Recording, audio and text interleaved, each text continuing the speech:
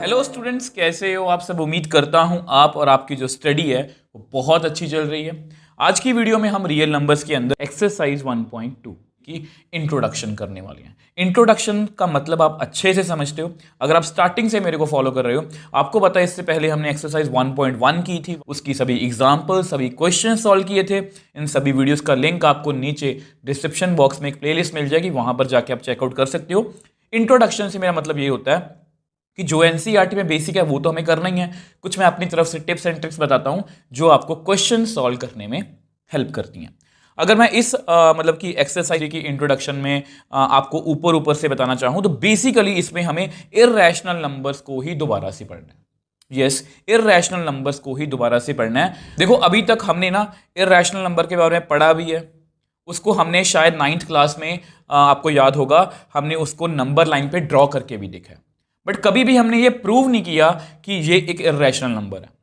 आपको मतलब कि मैंने बता, जैसे आपको याद होगा 1.1 में मैंने आपको बताया था कि ये √2 √3 √5 ये सभी क्या हैं, इररेशनल नंबर्स हैं। बट ये तो मैंने कहा, आपने मान लिया, ऐसा नहीं रखेंगे। मतलब इसको प्रूव करेंगे कि ये इररेशनल नंबर क्यों है। तो एक अच्छे मन से, एक पॉजिटिव मन से आज की वीडियो को शुरू करते हैं। तो अब देखो, जैसा कि मैंने आपको बताया कि हमें इररेशनल नंबर प्रूव करने सीखने हैं। इसमें सारी एक्सरसाइज के क्वेश्चंस वही हैं। तो प्रूव करने के लिए ना हमें एक रिजल्ट चाहिए। अब सबसे पहले वो रिजल्ट डिस्कस करेंगे, उसके बाद जो हमारा सेकंड थ्योरम है या सेकंड पार्ट है जिसमें हम इररेशनल प्रूव करना सीखेंगे। अब वो रिजल्ट करने से भी पहले मैं आपको कुछ दिखाना चाहता हूं। अब देखो, यहां पर ना मैंने एक नंबर लिखा है 6, ठीक है। तो उसकी मैंने प्राइम फैक्टराइजेशन की है, ये हमने एक्सरसाइज 1.2 में अच्छे से सीख लिया। अब यहां मैंने 6 का स्क्वायर किया 36, तो 36 की मैंने प्राइम फैक्टराइजेशन की है। अब आप ये सोच रहे होगे कि मैं ये क्यों करवा रहा हूं। देखो, यहीं से ना हम वो रिजल्ट पर आ जाएंगे। पहले आप उसको फील कर लो, क्योंकि इसके बाद जब मैं एनसीईआरटी की लैंग्वेज पढ़ूंगा ना, या एनसीईआरटी के रिजल्ट की बात करूंगा जो थ्योरम आपकी 1.3, तब आपको एक एक बात समझ में आएगी।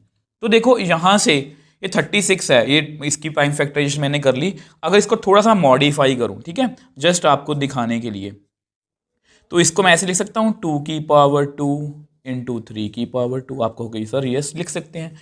और 36 को क्या मैं ये भी लिख सकता हूँ 2 इंटू 3 की पावर होल की पावर 2 मैंने लिख लिया। जस्ट वैसे ही आपको बताने की कोशिश कर रहा हूँ। अब यहाँ से हमने सीखा क्या। अब यहाँ से अगर मैं आपको बताना चाहूँ कि हमने क्या सीखा है, तो यहाँ पर मैं ये बोल सकता हूँ 2 डिवाइड्स 6। ये सही बात है। अरे भाई, फैक्टर है तो फैक्टर डिवाइड तो करेगा ही। ये भी बोल सकते हैं 3। कुछ बच्चे बोलेंगे सर ये भी तो लिख सकते हैं ना, फिर ये भी तो फैक्टर हुआ। यस, ये भी लिख सकते हैं 2 डिवाइड 6 3 डिवाइड 6। कौन सी बड़ी बात लिख दी मैंने। अब क्या यही बात 2 डिवाइड्स, अगर आप इसके फैक्टर्स देखो 2 2 3 3, क्या 2 डिवाइड कर रहा है 36 को। यस कर रहा है। और क्या 3 डिवाइड कर रहा है 36 को। क्या 3 डिवाइड कर रहा है 36 को, बताओ।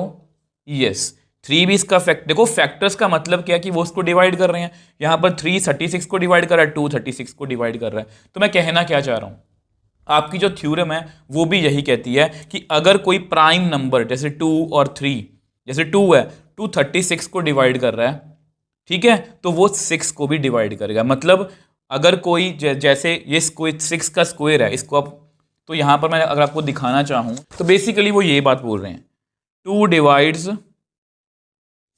36 मतलब 6 का स्क्वायर। 2 इसको डिवाइड कर रहा है तो 2 6 को भी डिवाइड करेगा। ये थ्योरम में हमें बोला गया। अब देखो, अब आप इसको फील कर पाए, आप इसको सामने देख रहे हो कि 2 अगर 36 को डिवाइड कर रहा है तो 2 6 को भी डिवाइड कर रहा है। 3 अगर 36 मतलब 6 के स्क्वायर को डिवाइड कर रहा है तो 3 6 को भी डिवाइड कर रहा है। तो यही आपकी थ्योरम है। अब मैंने आपको दिखा दिया करके। अब जब मैं इसको लैंग्वेज में लिखूंगा, आपको लिख के दिखाऊंगा कि लैंग्वेज भी आपको आनी चाहिए। अब आप में से बहुत से बच्चे सोचेंगे सर लैंग्वेज क्यों आनी चाहिए, क्योंकि जब कोई क्वेश्चन घुमा फिरा के पूछा जाता है तब आपको वो क्वेश्चन मतलब कि पढ़ के समझ में आता है कि अच्छा ये यहाँ पर ये पूछ रहे हैं। इसलिए मैं लैंग्वेज पर इतना जोर डालता हूँ कि आपको लैंग्वेज सीखनी चाहिए, ठीक है। तो अब ऐसा करते हैं, नेक्स्ट पेज पे चलते हैं, हमारा जो फर्स्ट रिजल्ट है उसकी तरफ। अब देखो ये आपकी मेन थ्योरम आज की, ठीक है। तो थ्योरम क्या कहती है, let p be any prime number if p divides a square then p divides a where a is a positive integer. हमने आज वही सीखा है कि अगर 2 36 को डिवाइड कर रहा है, मतलब 6 के स्क्वायर को डिवाइड कर रहा है, तो 2 जो है वो 6 को भी डिवाइड करेगा। उसको हम फील पहले कर चुके हैं। फील पहले हम इसलिए कर लिया ताकि हमें इसकी लैंग्वेज समझ में आए।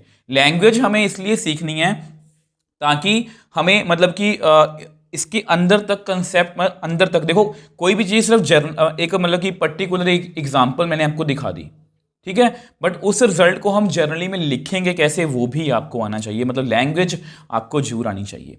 अब देखो a is a positive integer, तो मैं लिख देता हूं let a be any positive integer. अब ये पॉजिटिव इंटीजर है, अब ये प्राइम भी हो सकता है, अब ये कंपोजिट भी हो सकता है, बट फिर भी इसकी प्राइम फैक्टराइजेशन तो होगी ना। देखो अगर ये 2 है, मान लो प्राइम है, तो इसकी प्राइम फैक्टराइजेशन ऐसे होगी। अगर ये 6 है तो इसकी प्राइम फैक्टराइजेशन मतलब कि ऐसे होगी। मतलब किसी भी तरह से इसकी प्राइम फैक्टराइजेशन तो होगी ना, तो हमें उसकी प्राइम फैक्टराइजेशन लिखनी है। So therefore prime factorization of a is given by, ठीक है, मैं जस्ट लैंग्वेज बता रहा हूं। ये थ्योरम आपको याद नहीं करनी है, बट ये आपको पता होना चाहिए कि किस तरह से प्रूव हुई है, ठीक है। तो ए की प्राइम फैक्टराइजेशन मैं कैसे लिखूंगा, कुछ फैक्टर्स होंगे। अब जर्नल में कर रहे हैं तो इसके फैक्टर्स भी मैं इसी तरह से ले रहा हूं, P1 P2 so on up to Pn। तो यहां मैं लिख देता हूं where P1 P2 so on Pn are primes। यहां पर लिखा गया नॉट नेसेसरली डिस्टिंक्ट। देखो मुझे बेसिकली आपको लैंग्वेज ही समझानी है। इसका मतलब क्या है आपको पता है, मैंने प्राइम फैक्टराइजेशन लिखी है तो ये सारे प्राइम्स हैं। इसका क्या मतलब है नॉट नेसेसरली डिस्टिंक्ट। तो देखो ये भी मैंने 36 की प्राइम फैक्टराइजेशन लिखी है, तो 2 2 3 3 ये P1 P2 P3 P4 है मान लो। तो ये जूझ होना कि ये सब ये भी हो सकता है कि सारे डिफरेंट हो, ये भी हो सकता है कि सारे डिफरेंट ना हो। इसका मतलब बस यही है, ठीक है। अब हमें क्या करना है, अब आपको पता है लेट ए P1 cross P2 cross Pn। तो अब हमें क्या करना है, स्क्वायरिंग बोथ साइड्स। स्क्वायरिंग क्यों करना है, क्योंकि मुझे अल्टीमेटली ए स्क्वायर के पास पहुंचना है। स्क्वायरिंग बोथ साइड्स, तो अगर हम इसका स्क्वायर करेंगे तो ये कुछ ऐसा होगा,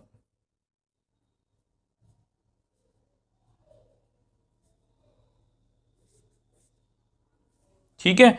अब देखो याद करो थोड़ा सा, जब मैंने आपको ये बताया था, या ऐसा करो, अगर मान लो मैं कुछ ऐसा लिखूं 2 3 का स्क्वायर, क्या इसका कुछ बच्चे देखो ये मल्टीप्लाई में, तो इसको मैं ऐसे लिखूंगा 2 का स्क्वायर 3 का स्क्वायर, ये आपको पता होना चाहिए।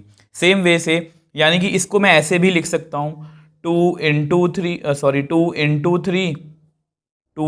3 मतलब मल्टीप्लाई में ऐसे लिख सकता हूँ, 2 बार लिख लिया मैंने।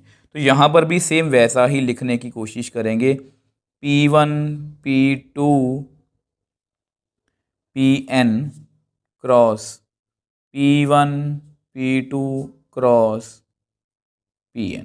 तो जस्ट मैंने इसको खोल के लिख लिया। अब ये सब कुछ क्यों लिखा है मैं आपको अब यहाँ पर आपको लिख के दिखाता हूँ। अब देखो ये वो लैंग्वेज है जो आपकी बुक में लिखी गई है और मुझे आपको यही समझानी है, क्योंकि अगर आप लैंग्वेज को समझोगे आप क्वेश्चंस भी अच्छे से कर पाओगे। अब आपको पता है P डिवाइड कर रहा है ए स्क्वायर को, ये लिखा गया and P is prime given है। तो आपको पता है हमारी जो फंडामेंटल थ्योरम ऑफ अर्थमेटिक है जो हमने 1.2 में सीखी है, वो क्या कहती है कि अगर किसी भी नंबर को प्रोडक्ट ऑफ प्राइम्स में लिखता हूँ तो वो जो फैक्टराइजेशन होती है वो यूनिक होती है। इसको अगर मैं और अच्छे से समझाना चाहूँ तो देखो ये मैंने 36 को लिखा था, ठीक है, 2 इंटू 2 इंटू 3 इंटू 3, 6 को लिखा था 2 इंटू 3। क्या मैं किसी और तरीके से प्राइम फैक्टराइजेशन लिख सकता हूँ इसकी? नहीं। इसकी लिख सकता हूँ? नहीं। ऐसा नहीं है कि मैं कोई और प्राइम फैक्टर्स यहाँ पर ऐड कर सकता, ऐसा कुछ भी नहीं है। तो सेम वे से अगर P प्राइम है और P डिवाइड कर रहा है ए स्क्वायर को, तो यहाँ मैंने क्या लिखा था 2 डिवाइड कर 36 को, तो 2 इसकी प्राइम फैक्टराइजेशन में है। तो अगर p उसको प्राइम है उसको डिवाइड कर रहा है तो p जो है इसकी प्राइम फैक्टराइजेशन में होगा, मतलब ये इसमें होगा p1, ये किसी एक में से होगा। तो p जो है is one of the prime factors of a square, p1 p2 so on up to pn। मतलब ये आप ये बात समझ गए होगे। इसको कंपेयर करके देखो, 2 डिवाइड्स 36 एंड 2 इज प्राइम, तो 2 इसकी प्राइम फैक्टराइजेशन में है। p is prime and p divides A square, तो p इसकी प्राइम फैक्टराइजेशन में होगा।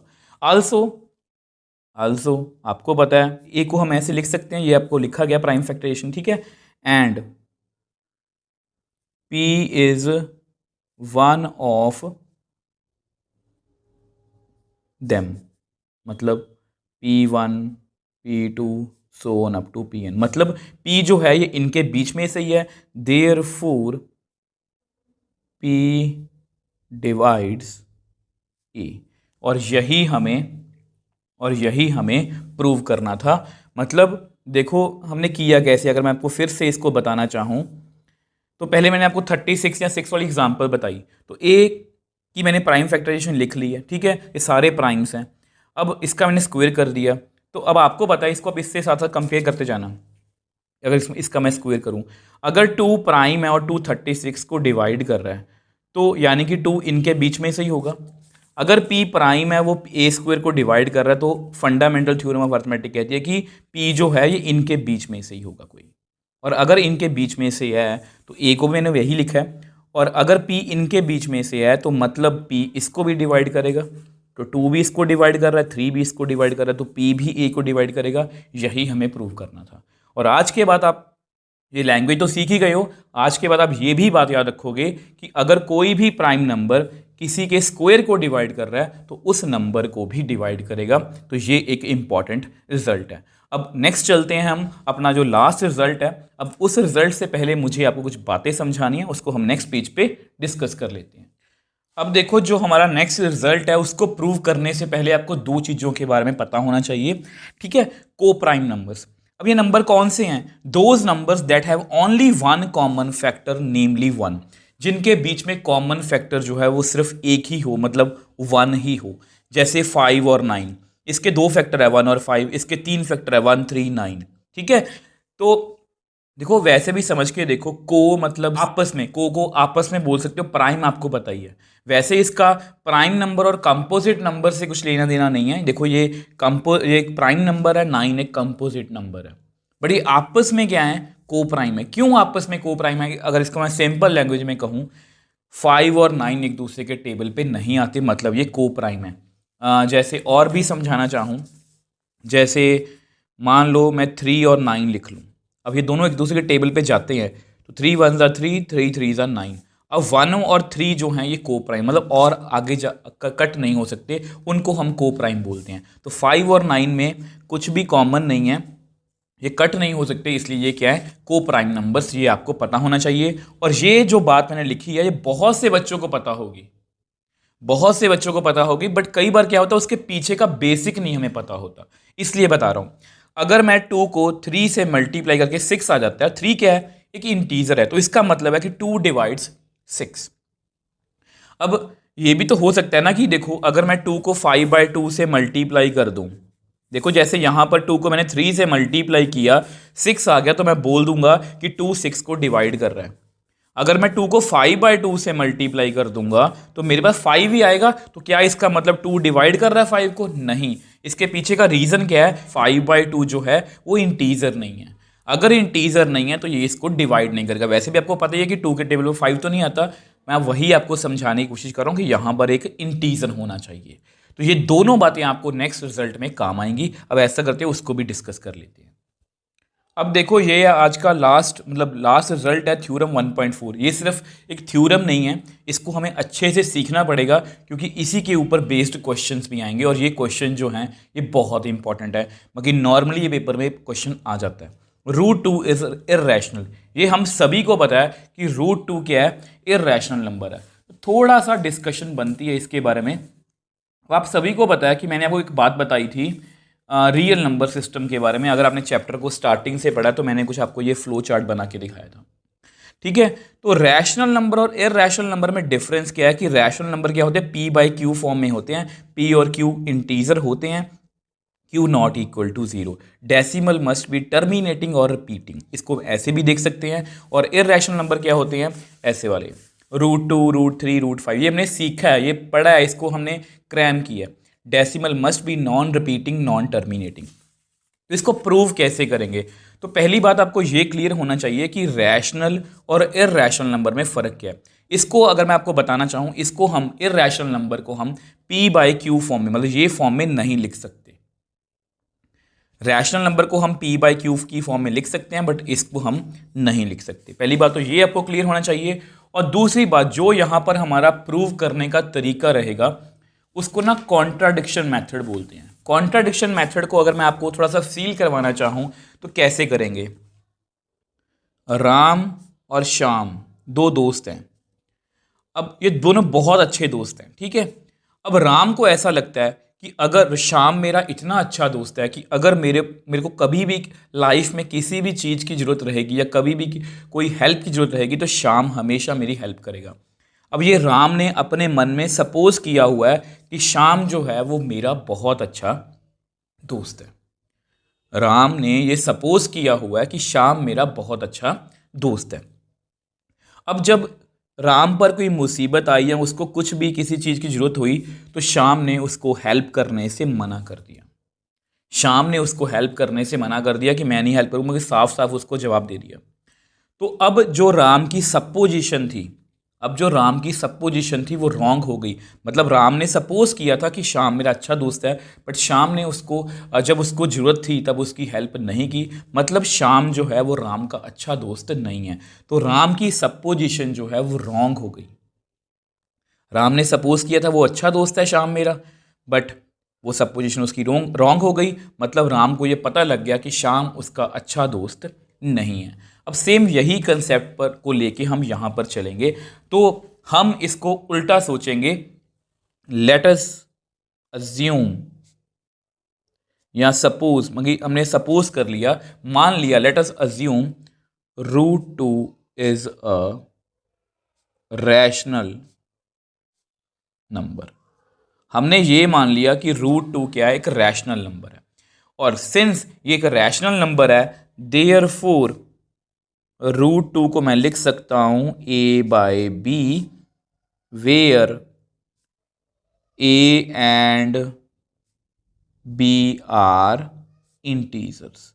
आपको पता है इंटीजर्स ही होंगे, क्योंकि अगर मैं इस किसी नंबर को जैसे 1/3 लिखा है मैंने, ये दोनों इंटीजर है ना, 1 और 3, तो ये क्या है, रैशनल नंबर है, तो इंटीजर्स हैं। Moreover a and b are coprime. आप देखना आपकी एनसीईआरटी में लिखा गया है, बट अब आपको पता है कि को प्राइम का मतलब क्या है, कि इन दोनों में मतलब कुछ कट नहीं होगा। जो मैंने √2 को माना है ना, अगर मैं √2 को ये मान लूँ, ठीक है, मान लो सपोज, मतलब किसी रैश, तो ये कट हो जाएंगे आपस में। को प्राइम का मतलब है कि ये कट नहीं होंगे, ये ऐसे ही रहेंगे। तो a और b क्या है, इंटीजर्स हैं। और यहाँ पर एक बात मैं लिखना भूल गया, b नॉट इक्वल टू 0। आपको पता अगर b 0 होगा तो फिर तो ये नंबर नॉट डिफाइंड बन जाएगा, क्योंकि अगर नीचे 0 हुआ तो उससे हम डिवाइड नहीं कर सकते, ठीक है। तो ये हमारी सपोजिशन है, ये रैशनल नंबर है, तो a और b की फॉर्म में लिख सकते हैं, और a और b क्या है, को प्राइम। थोड़ा सा इसको सॉल्व करते हैं, इसको उधर ले जाओ, तो कितना बन जाएगा, √2 को मुझे b से मल्टीप्लाई करना है इज इक्वल टू a। अब ऐसा करते हैं स्क्वेयरिंग बोथ साइड्स। ये जो भी मैं करवा रहा हूँ ये एक एक स्टेप हम सेम करेंगे सारी क्वेश्चंस में, जितने भी क्वेश्चंस हैं उनको मैं ऐसे ही सॉल्व करेंगे, स्क्वेयरिंग बोथ साइड्स। तो अगर मैं स्क्वायर करूँगा तो मेरे पास कितना आएगा, √2b का स्क्वायर a का स्क्वायर, तो which implies a square is equal to 2b square. आपको पता है √2 को अगर मैं √2 से मल्टीप्लाई करूंगा तो मेरे पास 2 आएगा, ठीक है। अब इस बात को आप प्लीज़ उससे कंपेयर करना जो मैंने आपको आज ही सिखाई है, 2 इंटू सम, कि कोई भी number into integer is equal to 6, तो 2 डिवाइड 6। अब यहाँ पर भी सेम हो रहा है, यहाँ पर भी सेम हो रहा है, मैं आपको लिख देता हूँ। अब देखो ये मैंने आपके लिए लिखा है कि b एक इंटीजर है, तो b स्क्वायर भी इंटीजर होगा, आपको पता है, ये हमने बहुत बार किया। तो इसको कंपेयर करके देखो, अगर मैं यहाँ पर लिखूँ 2 into b square is equal to a square, यहाँ पर इसका मतलब क्या है कि 2 डिवाइड कर रहा है 6 को, कि 3 इंटीजर है। अब बी स्क्वायर इंटीजर है तो 2 किसको डिवाइड कर रहा है, ए स्क्वायर को। यहाँ पर मैं लिख सकता हूँ देयरफॉर 2 डिवाइड्स ए स्क्वायर, तो ये मैं लिख सकता हूँ। और अगर 2 डिवाइड्स ए स्क्वायर है, देयरफॉर बाय थ्योरम जो हमने आज ही पढ़ी है, थ्योरम 1.2, 2 आल्सो डिवाइड्स ए, हमने आज ही सीखा है अगर कोई प्राइम नंबर ए स्क्वायर को डिवाइड कर रहा है तो वो ए को भी डिवाइड करेगा। तो मैंने बताया था ना, ये मेन काम हमारा इर्रेशनल नंबर का ही है, बट उसके लिए जो भी हमने सब पहले पढ़ा है वो इसी के लिए पढ़ा है। तो वो थ्योरम भी इसी के लिए पढ़ी थी, और जो मैंने आपको को प्राइम के बारे में बताया था वो भी इसी के लिए पढ़ा। तो 2 डिवाइड्स ए, अगर मैं बोलूं कि 6 इज डिविजिबल, 2 डिवाइड कर रहा है 6 को, तो हमें एक इंटीजर मिलेगा ना। तो अगर 2 डिवाइड कर रहा है ए को, therefore there is some integer c such that 2 divide कर रहा है ना, तो a is equal to 2c, क्योंकि अगर 2 डिवाइड कर रहा है a को तो इसको मैं इस तरह से लिख सकता हूं। इसको प्लीज इससे बार बार कंपेयर करो, 2c is equal to a, यही लिखा है मैंने, ठीक है। तो अब क्या करेंगे हम,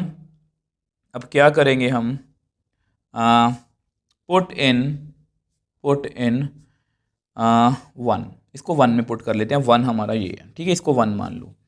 तो विच एम्प्लाइज, तो a square is equal to 2b square है, तो ए की वैल्यू कितनी है, 2c का whole square is equal to 2b square. ये कितना बन जाएगा, 4c square is equal to 2b square. अब फिर से यहाँ पर इसको कट कर देते हैं, तो यहाँ पर कितना आएगा, 2। तो विच एम्प्लाइज मैं ऐसे लिख लूँ, b square is equal to 2c square, b square is equal to 2c square. अब फिर से वही बात है, अगर c एक इंटीजर है तो c स्क्वायर भी इंटीजर है। तो इसको यहाँ पर मैंने क्या लिखा था, 2 डिवाइड्स ए स्क्वायर, यहाँ मैं क्या लिखूंगा, 2 डिवाइड्स बी स्क्वायर। मैं आपको लिख के दिखा देता हूँ। अब देखो मैंने यहाँ पर भी सेम प्रोसीजर लिखा है कि अगर c इंटीजर है तो c स्क्वायर भी इंटीजर है, ठीक है। तो फिर से वही प्रोसेस फॉलो करेंगे, 2 into integer is equal to b square, मतलब यहाँ पर जो है वो 2 जो है वो बी स्क्वायर को डिवाइड कर रहा है। और हमारी थ्योरम 1.2 कहती है कि अगर एक प्राइम नंबर स्क्वायर को डिवाइड कर रहा है तो वो उस नंबर को भी डिवाइड करेगा। इन दोनों को मैंने थोड़ा सा हाईलाइट कर दिया। अब जस्ट रिजल्ट लिखना है, उसको मैं नेक्स्ट पेज पे आपको लिख के दिखा देता हूँ। अब देखो हम यहाँ पर 2 ने डिवाइड कर दिया ए को, 2 ने डिवाइड कर दिया बी को। अब देखो since 2 divides both a and b, दोनों को डिवाइड कर रहा है, तो मतलब 2 क्या हो गया, हमारा कॉमन फैक्टर हो गया, ए और बी के बीच में कॉमन फैक्टर हो गया। देखो मैंने आपको स्टार्टिंग से समझाया था, जैसे ये 2 और 4 है, ठीक है। अब ये भी 2 से डिवाइड हो रहा है, ये भी 2 से डिवाइड हो रहा है, मतलब इन दोनों के बीच में कॉमन फैक्टर जो है वो 2 है। तो अगर 2 ए और बी का कॉमन फैक्टर है, मतलब ये को प्राइम नहीं है। बट हमने क्या अज्यूम किया था कि ए और बी को प्राइम है, मतलब उनके बीच में कुछ भी कॉमन नहीं है। हमने स्टार्टिंग से फॉलो किया था ना कि ये ए और बी को प्राइम है, बट यहां पर हमारे पास क्या सिचुएशन आ गई कि ए 2 जो है कॉमन फैक्टर आ गया, मतलब ए और बी को प्राइम नहीं है। तो विच इज कॉन्ट्राडिक्शन, कॉन्ट्राडिक्शन का मतलब क्या होता है कि ये रॉन्ग है। देयरफॉर आवर अजम्पशन, जो हमने अज्यूम किया था, therefore our assumption is wrong, जो हमने अज्यूम किया था वो रॉन्ग है। तो देयरफॉर √2 इज इर्रेशनल। देखो ये वही राम और श्याम की कहानी है। राम ने स्टार्टिंग में मैंने क्या समझाया था, राम ने अज्यूम किया कि श्याम उसका अच्छा दोस्त है, बट लास्ट में जाके पता लगा कि श्याम उसका अच्छा दोस्त नहीं है, मतलब उसकी अजम्पशन रॉन्ग हो गई, मतलब श्याम उसका अच्छा दोस्त नहीं था। सेम यहाँ पर भी ये है, मैंने उल्टा मान लिया कि √2 एक रैशनल नंबर है। अगर वो रैशनल नंबर है तो उसको मैं a/b की फॉर्म में लिख सकता हूँ, a और b इंटीजर है और a और b मैंने मान लिया कि वो को प्राइम है, ठीक है। अब जब आगे जाके मैंने इसको सॉल्व किया तो मेरे पास सिचुएशन आई कि 2a² को डिवाइड कर रहा है। अब जो थ्योरम हमने आज ही पढ़ी है 1.2, 2a को भी डिवाइड करेगा। सेम वे से 2 ने b² को डिवाइड किया, 2b को भी डिवाइड कर रहा है। 2 दोनों को डिवाइड कर रहा है, मतलब 2 दोनों का कॉमन फैक्टर है, मतलब a और b को प्राइम नहीं है। बट हमने ये माना था कि a और b को प्राइम है, मतलब हमने जो स्टार्टिंग से सोचा था वो बिल्कुल गलत है। मतलब ये हमारा √2 रैशनल नहीं है, ये एक इरैशनल नंबर है। आई होप इसको आप समझ पाए हो। अब ये बहुत इंपॉर्टेंट है, सेम प्रोसीजर हम एग्जाम्पल्स में भी फॉलो करेंगे, मतलब क्वेश्चंस में भी फॉलो करेंगे। और ये क्वेश्चन पहले ही बता चुका हूँ, एग्जाम पॉइंट ऑफ व्यू से इंपॉर्टेंट है, इसको इसी तरह से हमें सॉल्व करना है। आई होप इसको आप समझ पाए हो। अगर आपको फिर भी कोई डाउट है मुझे नीचे कमेंट बॉक्स में लिख सकते हो या मुझे इंस्टाग्राम या टेलीग्राम पर मैसेज भेज सकते हो, मैं आपका हमेशा रिप्लाई करने की कोशिश करता हूँ। अगर आपको वीडियो थोड़ी सी भी हेल्पफुल लगी है तो वीडियो को लाइक कीजिए, शेयर कीजिए और इस चैनल को सपोर्ट कीजिए।